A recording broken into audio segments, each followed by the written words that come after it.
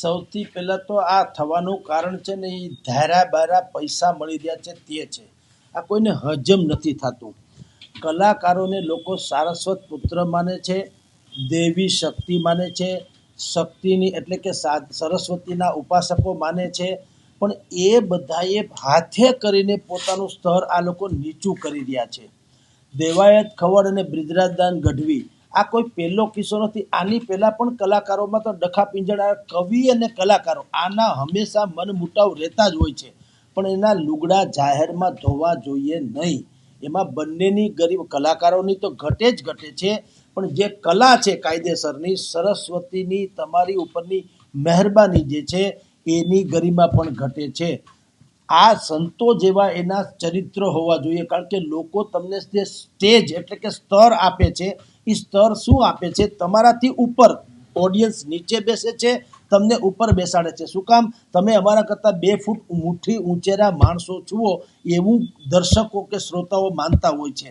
એટલે તમારું ચરિત્ર સંત જેવું હોય. કોઈ પણ પ્રકારના વિવાદ હોય તો એ પચાવી જાણવા જોઈએ. ખૂંદી તો ધરતી ખમે, વાઢી ખમે વનરાય, વેણ કવેણ તો સંત ખમે જેમ સાયરા નીર સમાય. તમામ નદીઓ જે છે એ સમુદ્રમાં મળે છતાં સમુદ્ર ક્યારેય છલકાતો નથી. એમ વાદ વિવાદ ટીકા ટિપ્પણ આ બધું જે કાંઈ થતું હોય એ તમારે પચાવી જાણવું જોઈએ. ને મૌનથી મોટો કોઈ જવાબ હોતો નથી. તમારે જે કાંઈ વાત કરવી છે એ બહાર તમે ડાયરાની બીજી દુનિયા હોય ત્યાં તમે ચોક્કસ જ કરો. મેસેજ પહોંચી જ જવાના. સોશિયલ મીડિયા થકી પણ આવા ગધેડા અત્યારે કરવા જોઈએ નહીં. આ યુગ જે છે એની મંથરા છે, એ મંથરાનું નામ છે સોશિયલ મીડિયા. તમારી જાણ ખાતર બંને તરફ, દેવાયત ખવડ તરફ પણ અને બ્રિજરાજદાન ગઢવી તરફ પણ, બંને તરફ લોકો એક બુદ્ધિપૂર્વક ઉશ્કેરે છે. દેવાયત ખવડને પણ એમ કહે છે કે હું તમારો કટ્ટર સમર્થક છું, મને બ્રિજરાજદાન ગઢવીએ વિડીયો જાહેર કર્યો છે એટલે હું તમને જાણ કરું છું. એવું જ પાછું એ બ્રિજરાજદાન ગઢવીને કહે છે. અને બંનેને ઉશ્કેરીને બંને પાછા જેટલો વિવાદ થાય એ વિવાદને બધા માણી રહ્યા છે. અને એને કારણે કલાકારોની ઘટે છે, આબરૂ પણ ઘટે છે, એની જે સાહિત્ય પ્રત્યેની કે એની સાધના છે એ પણ ઘટે છે. અને એનું જે કુળ છે, ચારણી સાહિત્ય હોય તો તે, અને જે લોક સાહિત્ય હોય તો તે, એ જે કુળના લોકો છે એને પણ એની ગરિમા પણ ઘટે છે. એટલે બંનેએ આ પ્રકારમાંથી બંધ થવું જોઈએ. પણ હવે આવું વધવા માંડ્યું છે. મેં આપને કીધું તેમ એનું કારણ એ છે કે એક સમયે જ્યારે કર્મકાંડ જે રીતે બ્રાહ્મણો વિદ્યા વેચતા નહીં, કર્મકાંડ કરે, તમારે દક્ષિણામાં જે દેવું હોય તે દ્યો એવી સ્થિતિ હતી. એમ કલાકારો પણ એક સમયે એની કોઈ ફિક્સ કોઈ ફીઝ નહોતી. તમે જે આયોજકો દે તેમાં એ સંતોષ માનતા હતા. હવે શું થઈ ગયું છે? હવે આ બધું કોર્પોરેટ કલ્ચર આવી ગયું છે.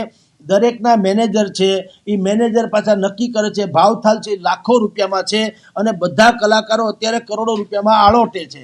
હવે આ બધું સહન થતું નથી એટલે સાધનામાં સમય ઓછો જાય છે અને સાધનના ભોગ્યમાં, સાધન એટલે કે ભૌતિક સાધન, એ જે એને મળ્યું છે એની ભોગવટામાં એટલો બધો સમય વેડફાઈ ગયો છે કે આ સાધનામાં જે કરવો જોઈએ એ સમય ખૂટી ગયો છે. અને એટલે જ આ પ્રકારના છીછરા બધા વ્યવહારો થઈ રહ્યા છે.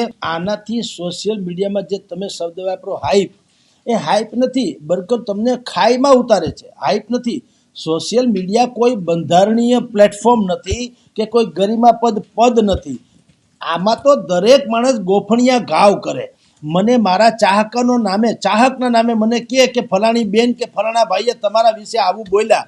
હવે જો તમે મારા ખરેખર રિયલ સેન્સમાં ચાહક હો તો તમારે એ બેનને ફોન કરવો જોઈએ કે જગદીશભાઈ માટે આવું બોલતા નહીં. પણ એવું કોઈ નહીં કરે. બ્રિજરાજદાન ગઢવી જે બોલ્યા એ દેવાયત ખવડને કહેશે, દેવાયત ખવડ જે બોલ્યા એ બ્રિજરાજદાન ગઢવીને કહેશે. પણ બંને લોકો જે શ્રોતાઓ, જેને હું તમને કહું છું ને સોશિયલ મીડિયાની મંથરા, એ મંથરાથી કાન ભંભેરણી કરવાનું કામ કરે. અને એને કારણે શું થાય છે? કલાકારો, મેં તમને કીધું ને, પૈસામાં આળોટવા માંડ્યા એટલે સાધનાની સ્તર નીચું ગયું. સાધનાનું સ્તર નીચું ગયું એટલે સહનશીલતા ઘટી ગઈ. સહનશીલતા ઘટી ગઈ એટલે ક્રોધ જે છે એ આવક, વધારે પડતો ક્રોધ જે છે એ હાવી થઈ ગયો. અને આપણે જાણીએ છીએ ક્રોધાદ ભવતી સમોહાત સ્મૃતિ વિભ્રમ બુદ્ધિનાશો પ્રણશ્યતિ. ક્રોધ આવે એટલે તમે સમોહનમાં આવી જાઓ. એક જ વિષય ઉપર તમારું માઇન્ડ ફોકસ થાય. અને ક્રોધાદ ભવતી સમોહાત સ્મૃતિ વિભ્રમ બુદ્ધિનાશો. તમે જ્યારે તમારી યાદદાસ્ત કમજોર થઈ જાય ત્યારે તમારી બુદ્ધિનો નાશ થાય છે, અને બુદ્ધિનો નાશ થાય એટલે બુદ્ધિ નાશો પ્રણશ્યતિ. એમ આ બધું કલાકારોની દુનિયા જે છે સરસ્વતીની સાધના છે. એનો અહંકાર ન હોય, એનો સ્વીકાર હોય. માં સરસ્વતીએ તમારામાં કંઈક એવું આરોપણ કર્યું છે કે તમે લાખો લોકોને આપણી પ્રાચીન પરંપરા અને લોક સાહિત્ય જે છે એ ગળે ઉતારી શકો છો. ઈશ્વરે તમને એવો કંઠ આપ્યો છે કે તમે એ કંઠ દ્વારા, જેમ કૃષ્ણ ભગવાનની વાંસળીથી હજારો ગાયોથી માંડીને ગોપીઓ સુધી મંત્રમુગ્ધ થતી, એમ તમારા કંઠ થકી તમે મંત્રમુગ્ધ કરો છો. તો એ ભજનનો જે રસ છે, એ જે બાકી બધી ભાવનાઓનો રસ છે, એ પીરસવાને બદલે તમે સામે થૂકી કરો છો. એનાથી લોક સાહિત્ય આપણી એકમાત્ર સરવાણી છે. લોક સાહિત્યની દુનિયાના કોઈ દેશમાં કે કોઈ પ્રાંતમાં આવું નથી જેવું સૌરાષ્ટ્રમાં છે, તે કે આ ઓપન યુનિવર્સિટી છે. લોક ડાયરો એટલે શું છે? બાપ અને દીકરી સાથે ભણી શકે એવી સ્કૂલ છે.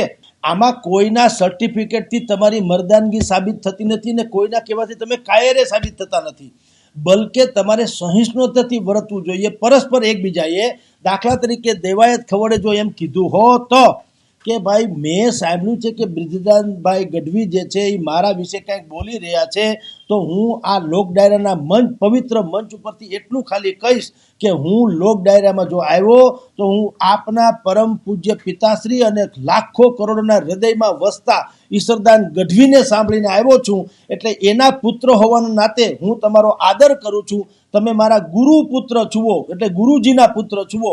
તમે જો આવું બોલ્યા હોય તો હે બ્રિજરાજદાન ગઢવીજી, આપણે રૂબરૂમાં કંઈક ચર્ચા કરી લેશું. પણ મારી ભૂલ હોય તો ક્ષમા કરજો, તમારી ભૂલ હોય તો મારે તમારી પાસેથી ક્ષમા નથી જોતી, પણ ભવિષ્યમાંનું પુનરાવર્તન ન થાય એવું કરજો. આવું ગરિમાપૂર્ણ બોલ્યા હોત તો વાત ખતમ થઈ ગઈ હોત. સામે બ્રિજરાજદાનભાઈ ગઢવી પણ જે અત્યારે વિડીયો એને બહાર પાડ્યો, આવો વિડીયો અગાઉ બહાર પાડવાની જરૂર હતી.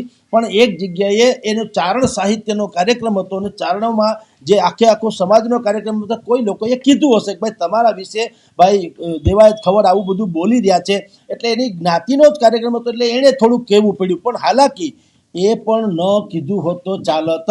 એણે એમ કહેવાની જરૂર હતી કે અમે લાખો લોકોને પ્રશિક્ષિત કરવા માટે થઈને અહીંયા મંચ ઉપર બેઠા છીએ.